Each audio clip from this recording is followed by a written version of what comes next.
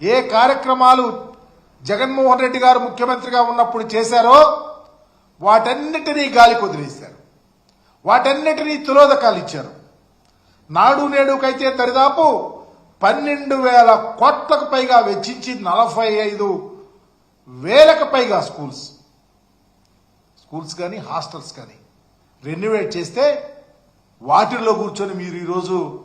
తగుదరమ్మ కదా అని చెప్పేసి మీటింగులు పెట్టి పేరెంట్ టీచర్స్ అంట ఎందుకు పెడతా ఉన్నారు? మీ పిల్లవాళ్ళకి ఇంగ్లీష్ విద్యను ఆపేశారని చెప్తాక, మీ పిల్లవాళ్లకు సిబిఎస్ఈ సిలబస్ చదవటానికి ఇష్టం లేదు మాకు ఆపేశారని చెప్తానిక, మీ పిల్లవాళ్ళకి ఈరోజు బ్రహ్మాండం వంటి స్కూల్స్ జగన్మోహన్ రెడ్డి గారు కట్టించారు, నేనున్న దాంట్లో కూర్చొని చెప్తాను చదివించండి అని చెప్తాక,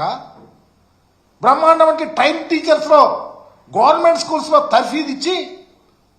గ్లోబల్ సిస్టమ్ లో పిల్లలను చదివించడానికి అవకాశాలు కల్పించారు జగన్మోహన్ రెడ్డి, నేను ఆపేస్తున్నానని చెప్పడానిక దేనికోసం పెడతా ఉన్నారని అడుగుతా ఉన్నాను.